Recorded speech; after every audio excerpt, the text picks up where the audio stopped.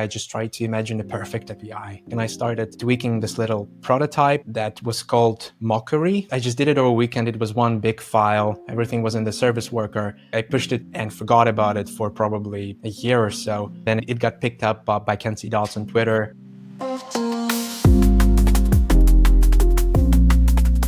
Hello, welcome to devtools-fm. This is a podcast about developer tools and the people who make them. I'm Andrew, and this is my co-host, Justin. Hey, everyone. We'd like to introduce our guest today, Artem. Artem, you are the creator of MSW, which is a fantastic tool. I used it a lot at Oxide. It was like a really, really big part of our workflow. So incredibly excited to talk to you about that. You work at Epic Web Dev, and we're also excited to talk about that. We're big fans of Kent. But before we dig into that, would you like to tell our audience a little bit more about yourself? Yeah, of course. So, hey everyone, my name is Artem. I'm a software engineer and also a developer educator at Epic Web. And I somehow found myself working for the past couple of years exclusively on dev tooling. So I'm really excited to discuss it here. Sweet. So let's hop right in and talk about the main thing that I know you for, which is mock service worker, or MSW. So can you explain to us what that is and how you came about creating it? Yeah, so MSW is a mocking library. I'm pretty sure most of the listeners used some sort of mocking library in the past, things like Knock or Mirage or some fetch adapters.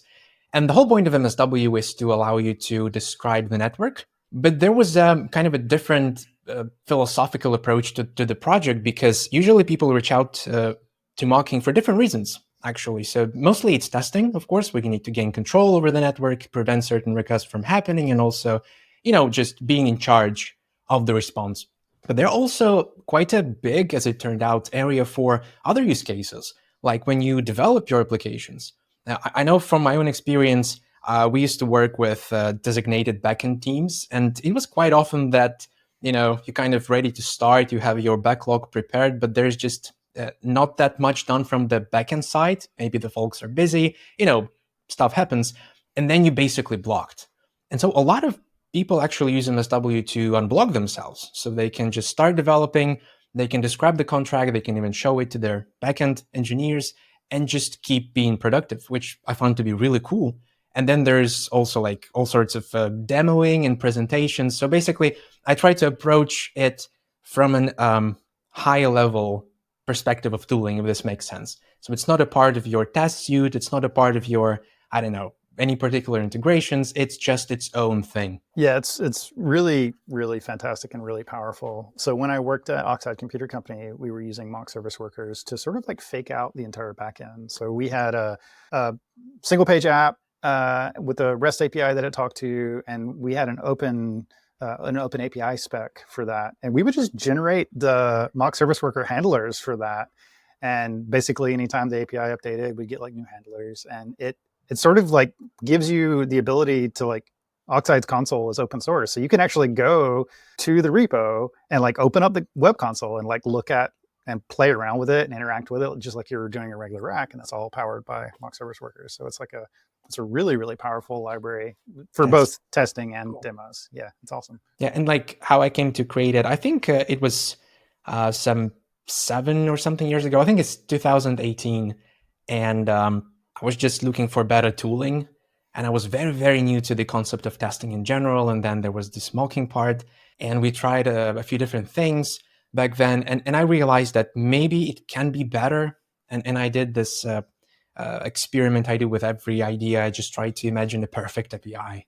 Like, how would a perfect API look like? And I started tweaking this little prototype that was called Mockery, which is a stupid name to be fair. And I just did it over a weekend. It was one big file. Everything was in the service worker. And I pushed it to GitHub and forgot about it for probably a year or so. And then it got picked up by Kenzie Dodds on Twitter.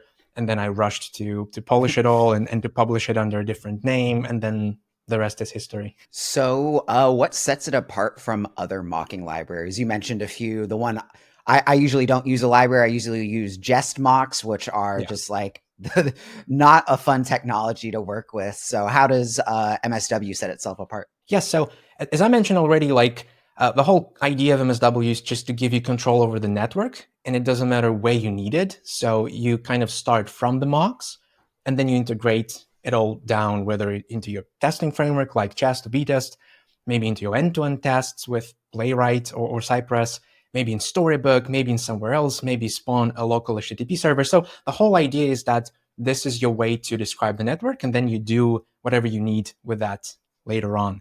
What sets it apart is also a couple of other things. So from the very start, I found it to be quite limiting that you encounter mocking solutions that were very specific to certain request clients. For example, you would see a fetch mock, and it works really well with fetch, but let's say tomorrow you migrate to something else, especially if you're in Node.js, maybe you migrate to a raw HTTP request, and then suddenly you have to adjust your test, which is not something I'm a big fan of. So one of the things that MSW does pretty well is being request client agnostic. And this means that you can describe the network and it's completely unrelated to how that request is made. All that matters is what is that request and how you want it to be handled. And then the second thing that came out of that is being environment agnostic, which is also amazing because we have this request handlers, which are like functions that you use to describe this network, contract.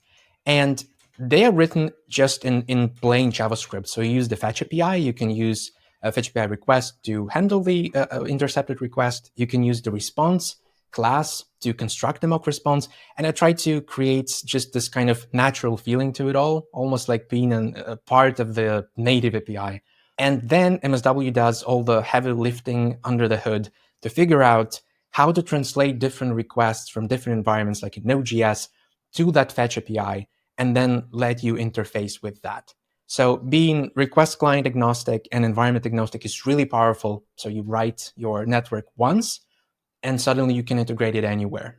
And I think those are the main key points that sets it apart. Yeah, I think there's like this notion of mocking that like it can be really fragile and really expensive. Anybody who's like done extensive end-to-end testing has like definitely come across this before. And in my experience, mocks like end-to-end tests are kind of like, it's best that you have as few of those as possible and like push them down to like the lowest level possible. So mocking the network instead of like mocking an express handler or something like that is a powerful. Yeah, because if you think about it, that fragility mostly comes from two places. You're either too kind of bound to the implementation details, so how your software makes the request, or you're bound to the response itself. Like, I want this response to stay in sync. So these are usually two main factors, how your mocks get out of date and fragile, and suddenly you find yourself maintaining mocks instead of writing tests. So yeah, I definitely agree. We'd like to stop and thank our sponsor for this week, but we don't have one. So if you'd like to sponsor DevTools.fm, head over to devtools.fm/sponsor to apply. And if you want to find another way to support the podcast, head over to shop.devtools.fm, where you can buy some merch and rep the podcast. With that, though, let's get back to the episode. So how does MSW like prop itself up in front of the network? And like, how is it able, because like I can imagine how you might do that for just fetch, but doing it for like all the different types of APIs seems like it might be a bit harder. Yeah, it is actually hard. And I'm really excited to talk about the interception. So let's go. So of course, like to handle a request, you need to intercept that request, right? You need to gain control to catch it before it's actually made, because that's the whole point. And MSW does this slightly differently based on the environment. So in the browser, and this is where it started, it was initially it was a browser-only tool. And it started as an abstraction over service worker, so thus the name. And the whole point is that we have the service worker that lives alongside your application, and by design, that API can intercept traffic. So you can write your own handling in the worker, and then you usually use that to cache assets, to maybe deal with some progressive enhancement, like offline capabilities in PWAs were achieved mostly through service workers. So it's a fantastic API. But it was never quite used for mocking, because it's kind of tedious. If you try to do it just in the worker, which I did like 7 years ago, you quickly kind of meet the ceiling, because that's not much you can do there, and you have a very strict scope to comply with all the security considerations. So what MSW does, it uses the service worker that it registers just as the interception mechanism, and then it routes all the requests through the main thread, through your app, where you have these request handlers defined. So it's your favorite tools, your favorite language like TypeScript, your third-party libraries, it doesn't matter. Basically, it's your app, but the worker acts as a source of network. And I think it's a real nice way to put it, because when we go to Node.js, it kind of changes a little bit, because there's no service workers there. And what we have to do, we have to catch the requests in a more conventional way like people used to do, like global.fetch equals my new fetch. But being more considerate about what those interceptors do to your codes or to your test, for example. So what we have a standalone library called interceptors, which provides this request client agnostic way and translates all the different requests in Node.js to fetch API requests. And that's mostly down there, but it has a very clear responsibility. Like, it doesn't do any route matching. It's a very simple tool, and I actually built it to be a low-level library, so anybody can build their own MSW on top. Because what I've learned from all these years of building API mocking tools, it is really hard, especially in Node.js, to implement consistent but also seamless interception. Usually it's quite primitive, and it hurts a lot because you just replace a lot of the native network code, and you just interface with the mock more than you interface with that code that's going to run in production. So what we do, we iterate on this intercepted library, and I think last year, we did some 7th or something iteration, and this one is the most spectacular yet. I sound like an Apple commercial, but it's the best interception yet, because what we did with the help from contributors, we created the algorithm that kind of intercepts requests on the socket level. So we go even deeper down. So a quick overview, like you make a request in Node. Most likely you're making it through the HTTP module and using client request or just HTTP.request. So you have this layer, this is your app. Then it creates a client request under the hood, which you're probably not creating manually. It's quite verbose. Then that client request creates a socket that's going to be your tunnel to transfer the data. And then that socket sends and receives packets or packages, and then it routes them through the parser, HTTP parser in this case, because we're dealing with HTTP requests, and then it implements all the request handling and responses. So we used to sit in the middle for a while, for a few years. So we were on the client request level, which is also how most of the Node.js mocking libraries work. They replace the client request. It's a good middle ground to inject yourself into. But then it was bugging me, like, we can do better. We can do much more if we can just lower this logic to the socket level. But for a long time, it was kind of impossible to do, because once you're on the socket level, you don't have even the protocol context. Sockets can be used for anything, for WebSocket, for SMTP, for HTTP. And now suddenly, like, you need to write a parser. No, that's a bad idea. But then, completely by accident, like, I stumbled upon a thread on GitHub that you can actually import native Node.js HTTP parser. It's just kind of hidden. It's published, but it's hidden. It's like in a special underscore HTTP common module, which is a built-in module in Node. And there's a parser. And I was like, yes, let's give it a try. So I gave it a try. It was a complete disaster. And then in half a year, I gave it another try, and then another. And then eventually, we arrived at this layering that made sense. So what we do now is we have this mock socket class, which is just a pass-through socket. Doesn't do anything by default, but it lets you know when data is written and read from the socket. And then we wrap it in a more specific class, which is mock HTTP socket. And this one uses the Node.js parser. So suddenly all this data from the socket is going through the parser. And we know when certain requests are happening, when responses are happening. And this is where we translate them to fetch API counterparts. And then on top of that, we construct an HTTP agent, and then we hook it to the HTTP API that I mentioned before. So we're still kind of activating on this middle layer, but the way requests are routed are from the socket, from the underlying socket. I don't think we can even go deeper because it wouldn't make sense.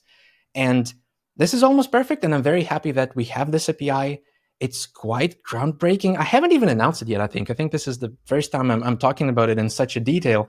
I have a long blog post ready, but yeah, I need to publish that. So basically, what I was trying to say is that there's different ways to intercept requests. So we can rely on standard APIs like Service Worker in the browser, and we can come up with something ourselves, since there's nothing better in Node.js, to have kind of the seamless way of handling requests, no matter how they were constructed. Did going to that lower level unlock like new types of things that you could mock that previously were like too hard or cumbersome to? I think, first of all, it unlocked more of the network code for everybody consuming MSW. Now your code will create this client request instances. It will actually create sockets, which wasn't the case before. It will actually push the data and read the data. And to me, that matters a lot. Basically, the closer I can get people's tests and demos and anything working to production, the better. Because now what it did, it unlocked a bunch of bugs that people found that wasn't there. And I love this about MSW. The more we bet on the standards, the more we try to kind of be less intrusive as possible, the more people find this little kind of hidden bombs they have in their code or in their tests that just wasn't there. Because if you enter this black box, suddenly, yeah, everything is nice and shiny and passing. But if you allow more code to run, hey, you find a kind of inconsistency here, or you're actually making a request that doesn't make sense per spec, but because everything before was just giving you thumbs up, go ahead. Yeah, you thought everything's okay, but with this lower level interception, we are utilizing more of Node.js, which is really important. We actually found some bugs in Node.js too, which I love, so we can improve and everybody can, move towards better ecosystem in general. As in terms of like features, I'm trying to think if there was something that was related feature-wise. I don't think so, but we did the foundational work to potentially allow things like mocking SMTP in Node.js. For that, we also need a parser, but hey, maybe that's something for the future to consider. I was thinking with raw sockets, it gives you a lot of power, but also like a lot of complexity, right? So it's like, if you're thinking about the request level, you're not really thinking about like, is this HTTP 1.1? Is this HTTP 2? Is it HTTP 3? You're just like, whatever. It's a request or it's a response. But like at the socket level, you really have to be aware of the protocols, like you were saying. It does give you the ability to like support potentially broader classes of protocols. But so are you just supporting HTTP 1.1, or is it like, do you have like HTTP 2 support? What is the layer of support at the socket level? I think it's fair to say that we support everything the Node.js HTTP parser supports. So if we can grab that information from the parser, then at least you should be able to know that, let's say, HTTP 2 request happened. I don't have any test cases to prove this, so you may as well disregard. But I think that we should be able to intercept that. And then maybe some specific functionality it may be missing because we're not really tailoring for this right now. But as the protocols and as the standards evolve, I think we will find adoption. People will complain, and then it will be implemented eventually. So one big part of mocks is writing them. And it seems like with a big enough application, writing a big mocking layer might be a lot of work. Do you guys have any solutions to help automate some of that? Or like, what is the process of actually mocking my API? Yeah, that's a good one. I think a lot of people are struggling with actually creating sufficient like mock set for the application or for the existing test cases. For a very long while, we didn't have any way to like create the mocks, because very often people would want to create them from, let's say, runtime behaviors. And I wasn't a big proponent of that because maybe you have bugs in runtime behaviors. It would be nice to have some kind of higher ground, maybe an API spec. That is the right source for your mocks. And then I think a couple of years back, we unveiled the source library, which is basically another package in the ecosystem that can work alongside MSW. And what it does, it accepts different formats of your network, and it generates request handlers that you can then feed to MSW to do the mocking for you. And right now we support OpenAPI. So great, if you have a spec ready, you can feed it to source and grab the handlers format, which is very nice. And we also added support for network archives for HJR files, mostly for debugging purposes. I think I have a video on YouTube, which is a short use case where I have a bug in the browser, and it's kind of a tricky bug. It doesn't happen all the time. It's intermittent. It's kind of hard to reproduce, but I caught it in the browser. And what I want to do now, I want to grab this state of the network and put it alongside my test. So I can run my test and my potential fix along this very thing that happened. So what I can do, I can export this network from the browser into archive. I can put this archive next to my test, and I can provide it to the source library. So now I have this snapshot of the network working reliably through MSW to verify, hey, I'm actually fixing this. And I think is a really cool use case. So these are two primary ways how people can do generation of mocks. There's also a few just user-led solutions. I think there were a lot of them actually over the years because people are tired of writing the mocks by hand. So there are some related to network archives, some for OpenAPI, some for even like more targeted third-party libraries. I'm trying to recall. Yes, Pact, of course. There's Pact. So if you have a contract testing done by Pact, you can also use that to have mocks from this. So I think people built I think considerably enough tooling around it. And I'm also looking forward to exploring more inputs to the source library. Something I was just thinking of generally, like if you replace is the interceptor level like customizable? So I was thinking like, oh, this is great. Like this is a fantastic tool for the Node ecosystem. I wonder like what it takes to spread this to like the Dino ecosystem or the Bun ecosystem. I mean, like, there's just some internal differences there, obviously. Is like the interceptor part of it something that can be replaced? Is that like designed in that way? So speaking of MSW, you can create your own setup class. And you can use different array of interceptors there. And this was actually one of the issues we discussed recently on GitHub with one of the contributors. They wanted something else. Like they said, like we written our own interceptor for our thing. It makes sense. How do we plug it in? Like we want it in MSW. So what you can do, you can create your own class. You can extend this existing base class, so you have all the experience from MSW, but you can provide your own interceptors array. And you can do that through this low-level library that I mentioned. You can pretty much implement it yourself too, but I think it provides very nice starting ground, being able to apply the interceptor, dispose of it, append overrides, and all of this. So yeah, you can do that. I don't know if it's like the best strategy to account for different like environment differences, but it's something to explore. Yeah, I'm trying to build, in general, APIs that would be composable as much as possible. From MSW to how you can compose resolvers and all the routing logic to this low-level things like interceptors. It is not very common, for better or worse, but you can definitely do that, and it's very often a byproduct of API design, which I think is nice to have. So I was going through your docs last night, and they are just beautiful docs. You can definitely see that you have a root in graphic design because even all your blog posts have a nice little illustration along with them. One thing I noted, though, was that the recipe section is huge, and there is so many different situations where you can use mock service worker. So of those, like, what was some of the hardest ones to support? Like, you support GraphQL and WebSockets. It seems like that's like going above and beyond the initial value proposition that MSW is. Yeah, there's a lot of things, a lot of like particular scenarios. Some of them brought by people using the library. Some of them just kind of something I wanted to have for a long time, like WebSockets. What was the most difficult to support? It'd probably be WebSockets. It took like 4 years, not of active development, but like 4 years of constant consideration and thinking and brainstorming. And I think it's very, very nice. We finally announced the official support last autumn. So now people can also mock WebSocket APIs, which is a new protocol for us, but a very, very nice addition. I definitely like the streaming support. This is my favorite. I think a lot of developers are discovering streaming on the web like last year and this year. And with things like LLMs and AI application, it's going to get more popular. And it's very nice that you can mock streams in MSW just in the most elegant way I can think of, because it's just web APIs. There's nothing from MSW. You just create a readable stream or a transform stream. I actually have a very nice lesson on Egghead that I absolutely loved making, where I showcase how you can intercept a video stream.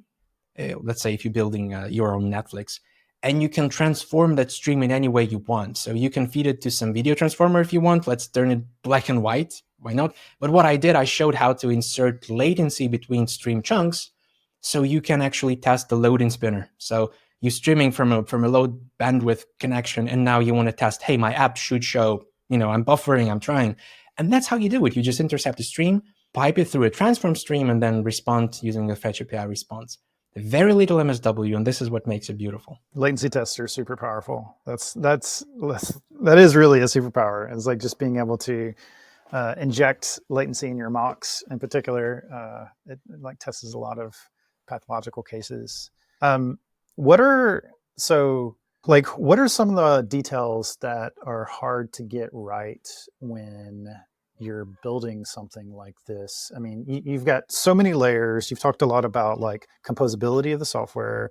You've talked a lot about like inserting yourself at the right layer of abstraction.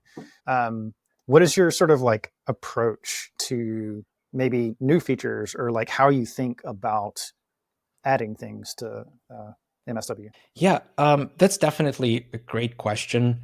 I think I was very lucky slash I'm not sure, consider it at the very beginning when every like core aspect of MSW was designed, that it kind of turned out into this composable thing.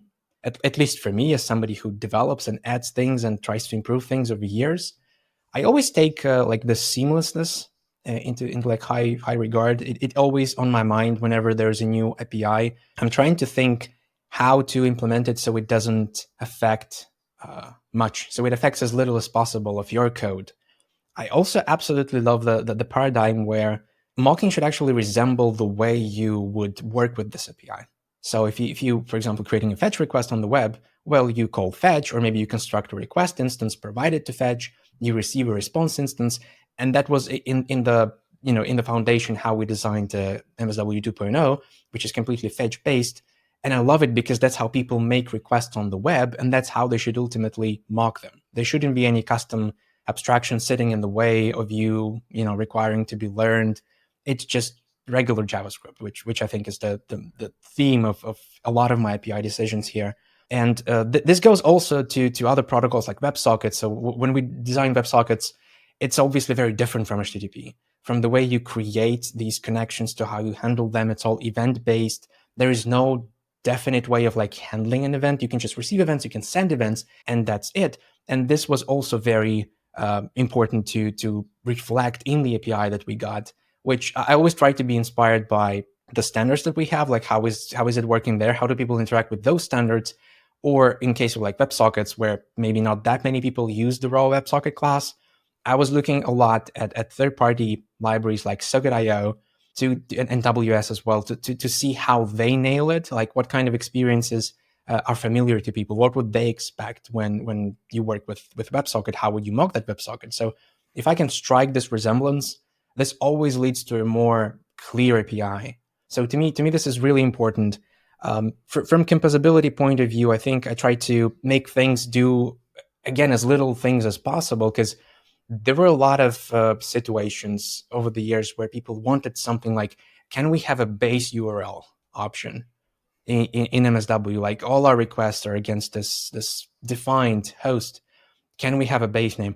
And yeah, it sounds like an appealing thing to have, but I always said, like, if you want to have base name, just do it yourself. Like create a utility that's called, I don't know, with a base name or to our, like, any way you want to call it, and it will just accept the URL or a path, a portion of URL, and just rebase it against your base name.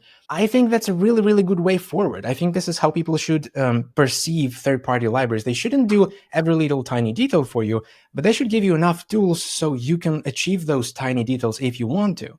Because MSW is very, very flexible, maybe to its own demise, sort of, that you can have a path matching by a string, by a full URL, by a regular expression. And it's very hard for us to give you an API where all of these will be matched against the base URL, because MSW doesn't know. But you do know. You know that you're making, let's say, requests using string paths. So it's very easy for you to handle this and say, yes, my utility won't support regular expressions. I'm good with it.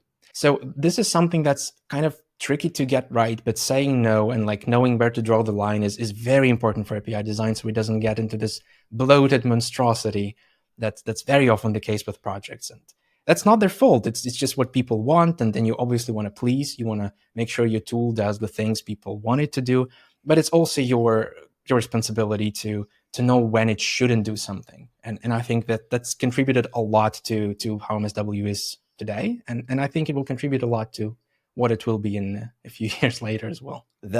Those thoughts remind me of another blog post on your blog where you have lots of opinions on patching globals. And it seems like it's another thing where it's like, oh, I want this API and this thing is right here. And it seems like it would be a nice, easy thing to work into my API design, but usually goes wrong. Can you share some of your thoughts on why we shouldn't be patching globals to implement APIs?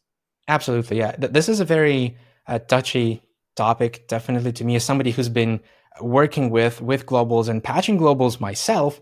And then I realized that, yeah, that's a bad thing to do. And I wrote this piece on my blog to kind of highlight this problem a bit better, because it seems like not everybody understood the whole picture of it, which is fine, because as a consumer of different projects, different utilities, you kind of want this good UX.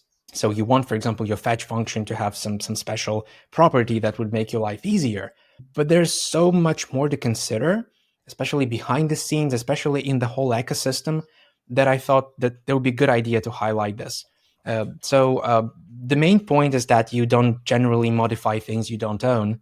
And this is how you get a very stable code in terms of your influence on the environment. So I think that was a series of tweets back then where there were a few APIs by Bun and some APIs by Next.js, and also some APIs from React that they all had something in common. They wanted to modify existing globals.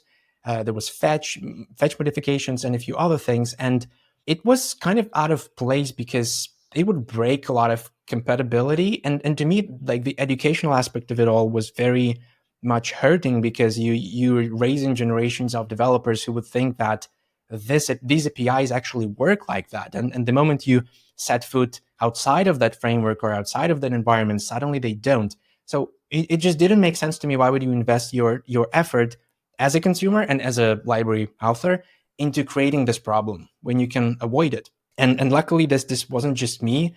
A lot of really great developers shared this perspective, especially from those teams that I mentioned. So people listened to the feedback, people adjusted those APIs. So for example, caching from Next.js was just moved outside into a nice declarative API, and I think that's the way to go. So yeah, definitely not a good idea to patch globals to anybody who wants a bigger picture. You can go to my blog and read about it. There's also a very nice, famous piece from the incident with MooTools, how they patched the global. And it turned out that now we cannot have this nice API. Everybody just kind of misses on it because of adoption, because of a ton of factors to consider. You cannot just be looking at developer experience in isolation. There's much more things there. Oh yeah, the Smushgate. Yeah, the Smushgate, exactly. I really appreciate that point. And I think it's interesting now when people are like modifying prototypes, which is also just a terrible thing to do in general, but like now people are using symbols if they ever need to modify a prototype. So at least that way, like it can never be, reused. The ergonomics of that are strange. But okay, I see. Yeah. Generally not a great idea. JavaScript. Oh yeah. So we've talked a lot about like the sort of concepts of MSW and some of the feature set. One of the things that like maybe to acknowledge is that, so you have this fantastic ability to like mock network requests, and like now you need to populate it with data. Yeah. And some teams have like presets of fixture datas, but what are your thoughts about like tools that sort of like infer types and generate mocks? Or does the MSW team have suggestions for like faker libraries or something? Or do you think that's a bad practice? I'm curious to just hear your thoughts about like tools that actually generate mock data. I think that it is a good idea to outsource your data generation to, let's say, types. That's a pretty cool idea. Maybe your database models, maybe some other abstractions you have. So definitely, if it works for you in the context of your project, I always encourage people to try that. It's a very interesting topic that we also tried to address in the past. Like we still have a library called Data, and it allowed you to model objects basically using like seed functions, and then you can create entities. It came with a little built-in querying system, something similar to Prisma. So we tried to kind of make it easier to describe data, to query data, to create mocks that are stateful effectively. And it's still something to have in mind. It's not directly on the roadmap, but it's probably something that needs a lot of love. Like a lot of people wanted to update data, and I've been sitting on the next version of it for like a year or two, but it just didn't click. It wasn't right. And I think just a couple of months ago I realized what was missing. Like why can't I get this use case right? And I think that the realization there was that the library was doing too much. It was trying to give you the means to model data. It was trying to infer the types so your models are type safe. It was trying to give you the querying capabilities. It was trying to give you handlers so you have stateful mocks. And I think that kind of sometimes pulled in different directions. So I couldn't decide on the API, I couldn't decide on the behaviors. And probably one thing that I learned, thankfully, is that it probably has to be split somehow.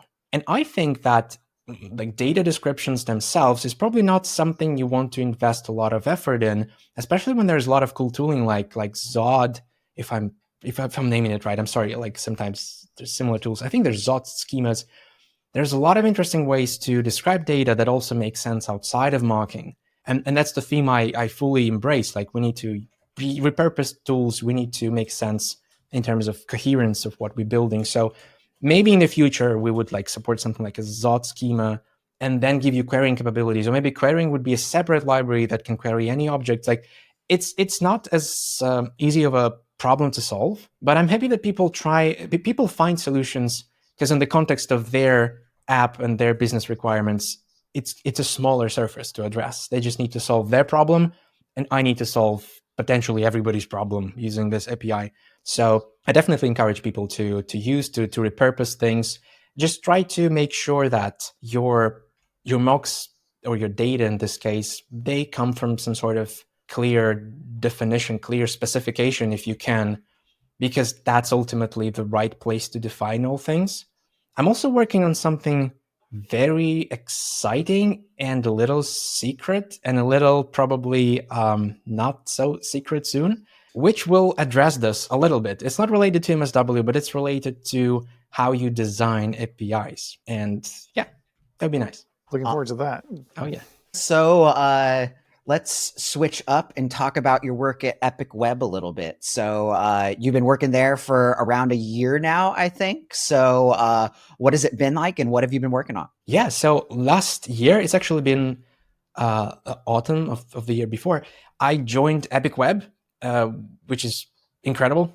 I still cannot believe that. So I have a chance to work alongside incredible people to create great educational materials around testing in my case, because Kent reached out to me to ask if, hey, do you want to update the testing JavaScript to be more up to date, to use maybe different tools to showcase different things? And sure, like I gave it a thought and I agreed eventually. And now I spend the whole year basically working on that material. I have put out 2 workshops right now.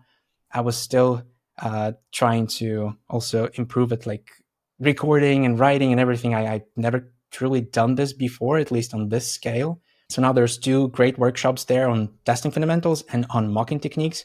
I'm really proud of all that work, especially in the mocking techniques. It was a very fun one to build. And yeah, the process is generally very freedom-based. Like I admire Ken C. Dots in a lot of aspects, especially on his view on work, on how he approaches education, and I definitely learned a lot. So what I do, I just try to translate the testing JavaScript that people already know and love into like the next iteration. But from the very start, we agreed that it won't be just a copy paste that updates dependencies. That just doesn't make sense, and it didn't make sense to me as well. So what I'm trying to do, I'm trying to take the essence of, let's say, a module, if it teaches you about a particular thing, and I'm trying to keep everything that should be there, remove things that got out of date over time, and also add new things so you have more eventually. And every workshop I put is quite much bigger than the original module, which is amazing. So I'm trying to add something from myself as well on my different approach to testing and some thoughts how you should structure things. And it's been really, really fun, like going through all this process. So basically, I'm in the middle of creating a new workshop right now. So it's a very themed right now to describe. The way it works is that, well, I have a certain topic to cover. Let's say right now I'm covering component testing. So there is a really great module in testing JavaScript on using Jest and React testing library. So I want to translate that to the workshop format, first of all, and also to maybe some newer technology that we have, because I don't believe in testing browser code in browser-like environments. This is something I will try to work as hard as I can this year and next years to help people migrate to much better tooling. And this workshop is precisely this, one of the things that can help them migrate. So I'm writing the script. I have an outline right now of different exercises and steps. I sent it to Kent and he approved. Yes, this is awesome. And he gave me the green light. And now I'm slowly going through every exercise and writing it, the text description, putting up the example app. And the idea is to, at the end, show you how you can migrate existing tests from GSDOM to vtest. And we're going to be using vtest browser mode, which is quite a new feature. It's already publicly available, but I think it's quite... It was just recently released. I think it's like recent months. And it's such a great feature to have. I want people to know about it, to use it. And I will try to have this workshop help make sense of it. So that's kind of the process. And then I have a live workshops. Usually when the writing is done, this is something that the Epic Web team just recommends, and I think it works nice. So we have a live workshop where I can try this material with real people in real time and get the feedback, see what's working, see what doesn't work, and maybe change things, maybe add things. Like I did quite a significant change in the mocking techniques workshop. When I gave it live, I realized that one of the sections just didn't work. It was section on globals and exactly related to our discussion, like not patching globals. So what I did in that section, I decided let me show you 3 different ways you can patch a global for your testing and why each of them is wrong, and then show you the right thing. And it sounded very nice on paper. Hey, I'm doing this, I'm making a mistake, I'm learning. But when I gave it live, I realized that it's like you teasing something great for an hour. And I think it's just frustrating. I don't think that worked. So I decided to just scrap that section. And instead, I focused on just practical tips. When do you need to mock global? So we have 3 sections. You can mock global values, you can mock environment variables, and I think you can mock functions because they are slightly different from values. And I think that worked really, really well. So yeah, so there's this live element to it all. And then when everything is done, I sit down to record and hopefully edit and publish. And that's the life cycle of it. How do you like the education aspect and the sort of technical expertise development aspect of maintaining an open source thing? It does seem like there's some overlap, right? Good communication always helps in an open source library. When you're thinking about API design, that is some form of just pure communication, right? You're really thinking about how to be explicit and how to say only what you sort of mean to say and not express other things. But I mean, what's the transition been from doing a lot of technical things to trying to focus pretty heavily on education? How have you found that process? I think it was quite similar, because I think when you have a open source project, there's a lot of hats you wear, and one of those was definitely communication with people. It was building community. It was explaining things, but most of all, I think it was writing docs, which takes a lot of time and trying to get these things right. I still use the same techniques I use in my documentation. I use them in writing educational materials because I like them. I like certain ways of presenting information, of trying to guide the person through the problem and arrive at the conclusion. And I think it's just resonated with me, maybe because I was kind of trying to teach my projects for years to people, also doing some recorded materials on them. I have 2 ECHET courses on MSW if somebody wants to support me and just learn more about mocking. And I think it was just kind of natural progression for me, because I learned a lot about testing over these years. Again, I started MSW. I was very, very fresh to the idea of testing, mostly afraid of it. And now through the years, I just saw so many people feeling the same, but also having real problems that just needed solutions. So I was trying to provide those solutions with things like MSW. And it's nice to now being able to expand this. So I can share my expertise on a more general level. How do you make a good test? What is a good test? How do you know that? Because there's a way to know that. And how do you write your assertions? how do you structure tests, and all of this. How do you test React components? I'm really happy to have this outlet so I can express this. And there's definitely a lot of things I learned. I don't know everything.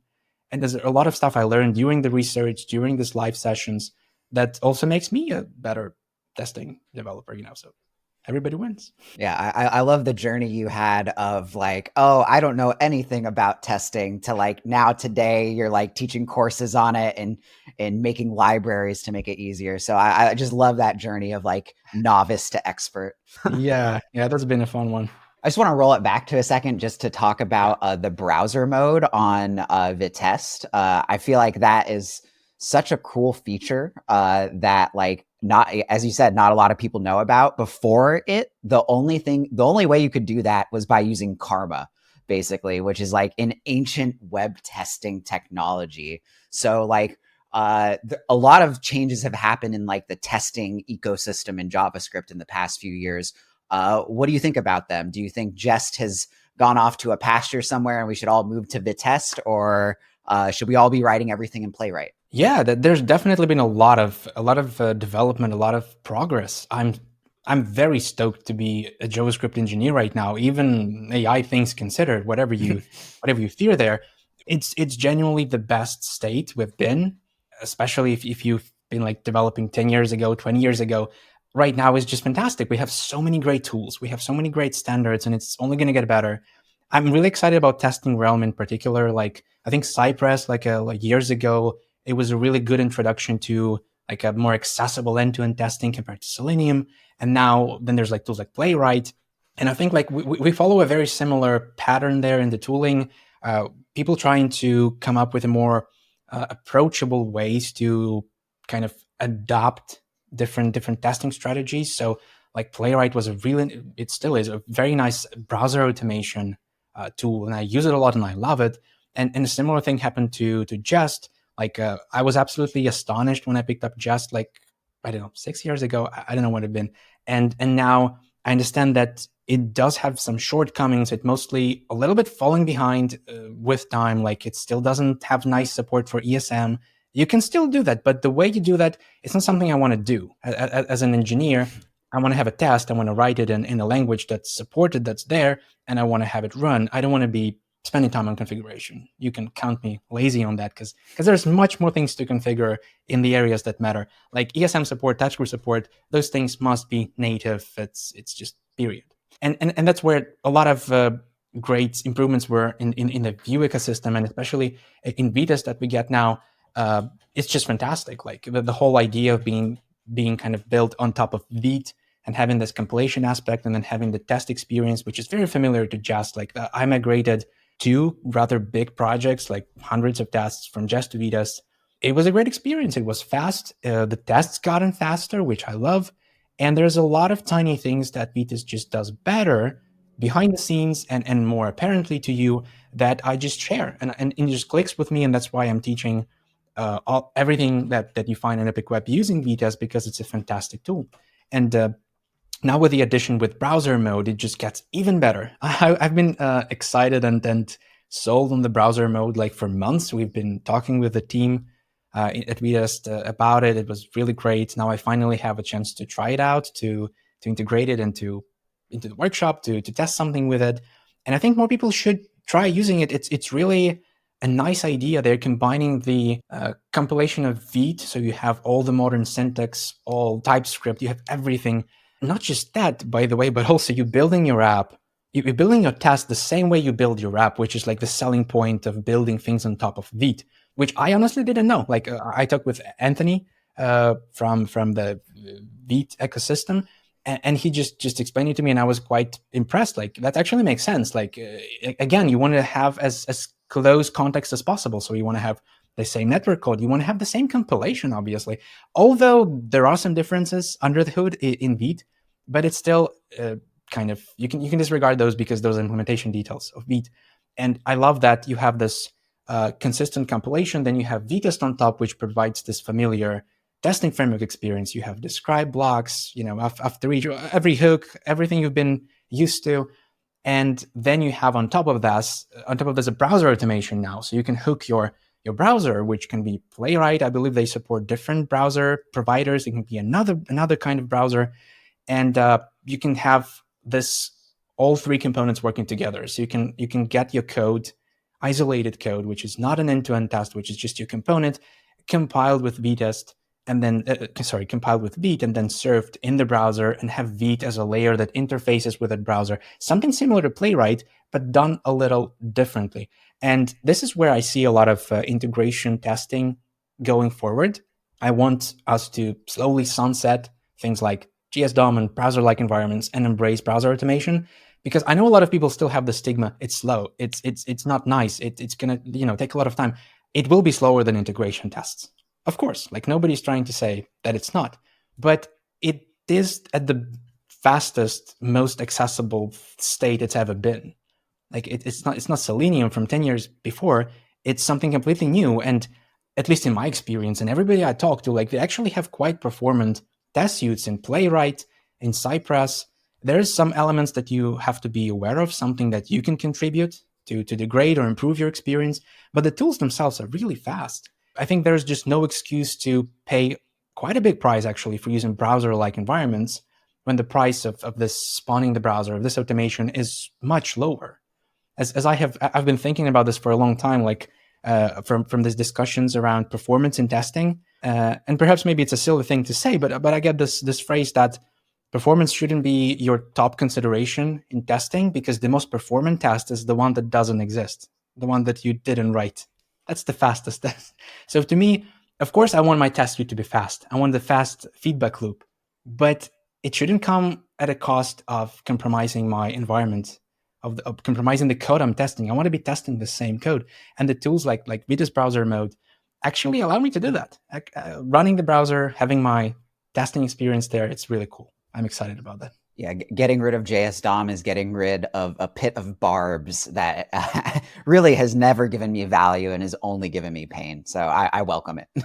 Oh yeah, I think this like plays well into the overall like mocking conversation, right? It's like you want to fake less things or push it further down the stack, like get closer to the real environment that you want to test in. Because things like GSDOM and those environments are mocking, in a way, your browser APIs. They're polyfilling them, they're implementing them, but that's still a mock. And if I can run against the real thing, this is probably a good use case. Like you don't want to hit an actual server during tests, but I want to hit actual environments. So that's a good, contrasting topics there. Yeah, absolutely. So it's been great hearing about your story and all the work that you've done on MSW and what you're working on now. I want to shift the conversation a little bit and talk about the future. You've done a lot of work with MSW over the years. There's been a lot of really awesome work that's landed lately. You're talking about WebSockets. WebSockets are incredibly exciting. So what does 2025 look like for MSW? Like, what do you have planned?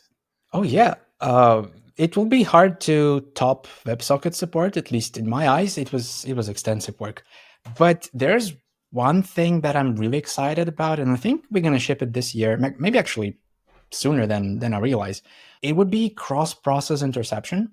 So this is going to be something completely new, but in the light of modern frameworks, kind of shifting to this mental model where we collocate server and client. We have this React server components.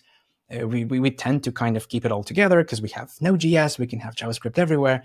I think in the light of this development, there's been this need to control network in a different process. So for example, a lot of people actually wrote on GitHub and asked me on Twitter, like, I have a Next.js app, I have a Remix app, and I'm testing it, let's say, I don't know, in an end-to-end test or something, and I hit a page, and that page has a server component to it, right? It has a counterpart that runs on the server, probably fetches data, and I want to control the network. Like I want to, let's say, serve a different data right now.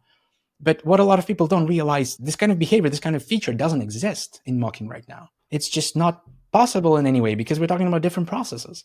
You have a process of your test, which is often a Node.js process, that spawns the browser, which is another process, and then there is a server, which is a third one. So you need a cross-process way to communicate the network.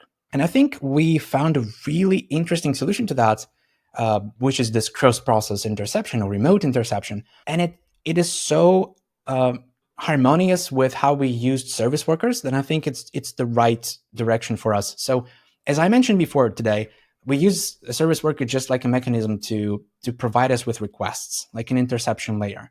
And we have this messaging channel between two threads, like a worker thread and a main thread, to communicate, hey, this is a request, hey, this is a mock response. So why not have the same or similar messaging layer between two processes? Because it's possible. You can have message channel, you can post different events, you can transfer streams between processes. And then I started hacking on this idea of remote interception. And this is something that we already have in the PR, and I think it's a relatively good state. There's still some things to polish, but it's already the main chunk of this API is there. And it will allow people to control the network from tests wherever that network is. It's pretty cool. I don't know if it makes us process agnostic. I don't know, and I don't really care much in terms of this phrases, but I like the ability to give more control to people, especially since it has a lot of these use cases right now. People are facing these issues. They want to have control in a different process without realizing that's probably a different process. And I'm excited to ship this API, this setup remote server API, to not just help unblock those things, but I would also love to use it to repurpose it and try to teach people to test things like React server components, which is still hugely unsolved. Like, how do you test it? Nobody knows. People trying to come up with built-in utilities in frameworks. I don't think that's the way. That's quite tightly coupled. And I would love to experiment with slightly different. And I already have some proof of concepts, which are very promising. And this is something I will explore later this year. Well, it seems like it's an exciting time to be a JavaScript engineer with all the different testing things happening from you and from the community. So thanks for coming on the podcast and talking about them. This is a really fun time diving deep into the guts of MSW and all the related topics. So thanks again for coming on. Thank you so much for having me. It's been incredible. Thank you. Yeah, thanks, Artem. And your work is fantastic. I mean, honestly, MSW is like, it's really a game changer. It's one of the tools where every project I start, it's like one of the first things I install. So thank you so much for your work. That's so nice. I hope that's not going to be the last game changer.